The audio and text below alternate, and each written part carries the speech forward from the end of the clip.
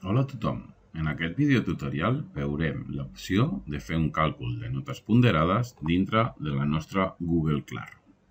Per fer això anirem a Notes, veurem la configuració que tenim i la modificarem. Accedim mitjançant a la ruleta a la configuració de la classe.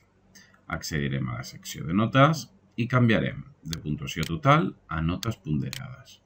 Fixeu-vos que ara les categories ja no donen una puntuació base, sinó que determinen quin percentatge de la qualificació total seran. En aquest cas posem un 50% i un 50%. Fixeu-vos que aquí ja t'està indicant quin percentatge queda per assignar.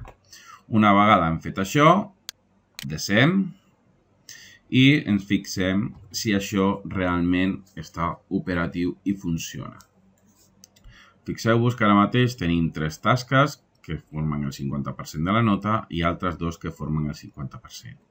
Ja ho està fent bé, perquè si us fixeu bé, aquest alumne té una puntuació de 50 sobre 50, és a dir, un 10 del 50% de la nota, per tant té un 25. Si jo aquí li posés un altre 50% i li torno la tasca, aquesta qualificació canviaria al 50. Anem a veure com ho fa amb les 3 tasques que tenim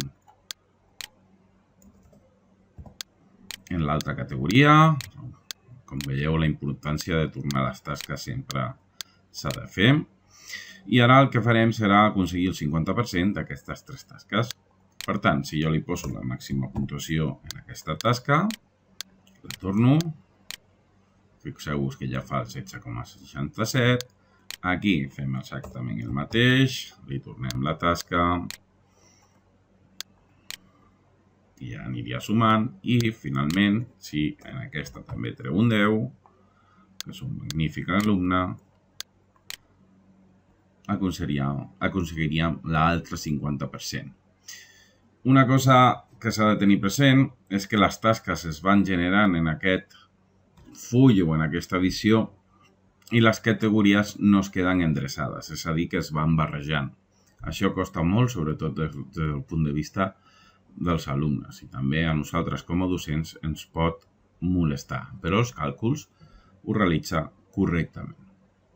Això seria com fer una qualificació ponderada mitjançant les categories i les tasques i les qualificacions que nosaltres anem posant a tot el nostre alumnat. Això és tot. Fins la propera.